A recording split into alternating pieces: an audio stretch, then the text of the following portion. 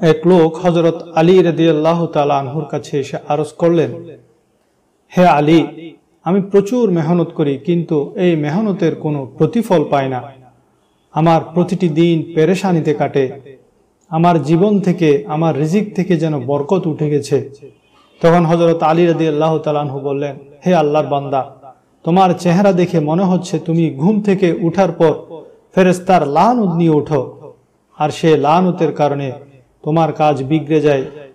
তখন সে প্রশ্ন করলো, হে আলী, ফেরেশতারা আমাকে কেন লানত করে? তো এ ব্যাপারে হযরত আলী রাদিয়াল্লাহু তাআলা আনহু থেকে বর্ণিত বুখারী শরীফের 3508 নম্বর হাদিস, হযরত আলী রাদিয়াল্লাহু তাআলা আনহু বলেন, প্রিয় নবী করিম সাল্লাল্লাহু আলাইহি ওয়াসাল্লাম ইরশাদ করেছেন, কেহ নিজের পিতা ব্যতীত অন্য কারো দিকে নিজের পিতার নিসবত করলো, অর্থাৎ নিজের পিতাকে বাদ দিয়ে অন্য কাউকে নিজের পিতা বলে পরিচয় দিল, তার উপর আল্লাহ তাআলা তার সকল ফেরেশতা এবং সকল লোকেরা লানত করে। এছাড়া হাদিস শরীফে আছে এমন কিছু লোক যাদের ব্যাপারে হাদিস শরীফের মধ্যে আছে যে আল্লাহ তাআলা, ফেরেশতারা এবং সকল লানতকারীরা লানত করেন।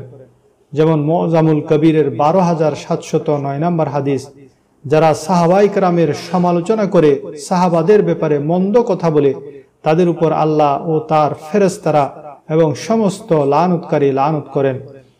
বুখারী শরীফের 1877 নম্বর হাদিসে আছে, প্রিয় নবীজি ইরশাদ করেন, যারা মদিনাবাসীদের কষ্ট দেয়, মদিনাবাসীদের উপর জুলুম করে, তাদের উপর আল্লাহ, তার ফেরেশতারা এবং সমস্ত লোক লানত করেন, এবং কিয়ামতের দিন তাদের কোনো নফল ইবাদত কবুল হবে না, তাদের কোনো ফরজ ইবাদত কবুল হবে না। মুসলিম শরীফের 1010 নম্বর হাদিস, যারা আল্লাহর রাস্তায় খরচ করা থেকে বিরত থাকে, তাদের উপরও ফেরেশতারা লানত করে। মুস্তাদরাক হাকিমের 19 নম্বর হাদিসে 3 ধরনের লোকের কথা বলা হয়েছে যাদেরকে আল্লাহ এবং তার ফেরেশতারা লানত করেন। তারা হলেন পিতামাতার নাফরমান, নবীর নাম শুনে যে দরুদ পাঠ করে না, এবং রমজান মাস পেয়েও যে গুনাহ মাফ করাতে পারল না। মুসলিম শরীফের 2616 নম্বর হাদিস, মুসলমানদের প্রতি কোনো হাতিয়ার দ্বারা যারা ইশারা করে, তাদের উপর আল্লাহ এবং তার ফেরেশতারা লানত করেন। মুসলিম শরীফের 830 নম্বর হাদিস, যেসব মহিলা স্বামী আহ্বান করলে স্বামীর আহ্বানে সাড়া দেয় না, তাদের উপরও ফেরেশতারা লানত করেন।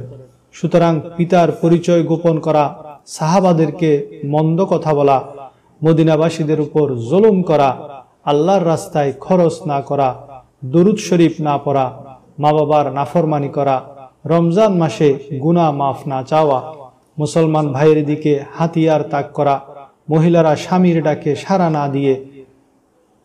সাড়া না দিলে আল্লাহ ও তার ফেরেশতারা এবং সমস্ত লানতকারীরা লানত বর্ষণ করেন। ফলে মানুষ সব ধরনের না বরকতি, বিপদ আপদ, পেরেশানিতে গ্রেফতার হয়। তাছাড়া স্বাস্থ্যবিজ্ঞানীরা বলেন যে ঘুমের আগে 7টি জিনিস ব্যবহার করাও বিপজ্জনক। নাম্বার 1, তেল চর্বি জাতীয় ফাস্টফুড জাতীয় খাবার খাওয়া, চা কফি খাওয়া, মিন্ট ফ্লেভার বিশিষ্ট টুথপেস্ট ব্যবহার করা, সিগারেট পান করা, ঠান্ডা পানিতে গোসল করা, যদি গোসল একান্ত করতে হয় তাহলে কুসুম গরম পানিতে গোসল করা উচিত। শুয়ে শুয়ে টিভি দেখা, শুয়ে শুয়ে মোবাইল চালানো, এই যে শুয়ে শুয়ে টিভি দেখা, টিভি দেখে দেখে ঘুমানো, এর ধর্মীয় যে অপকারিতা সেটাও রয়েছে। ধরুন আপনি মুভি দেখে দেখে কিংবা মোবাইলে কোনো অশ্লীল দৃশ্য দেখে দেখে ঘুমিয়ে গেলেন, আর এই ঘুমেই আপনার মৃত্যু হলো, তাহলে আপনার শেষ পরিণতিটা কি হবে? অথচ হাদিস শরীফে আছে, ইন্নামাল আ'মালু বিল খাওয়াতিম, অর্থাৎ প্রত্যেকের জীবনের শেষ আমলই নির্ভরযোগ্য, অর্থাৎ শেষ ভালো যার, সব ভালো তার। যেসব কাজ ঘুমের ব্যাঘাত সৃষ্টি করে তা ফজরের নামাজের জন্য ব্যাঘাত ঘটায়। রাতে যারা দোয়া দুরুদ মাসনুন তরিকায় উযু করে দোয়া সমূহ পড়ে ঘুমাতে যায় না, তাদের হায়াত ও রিজিক থেকেও বরকত উঠে যায়। আল্লাহ আমাদের বুঝার আমল করার তৌফিক দান করুন।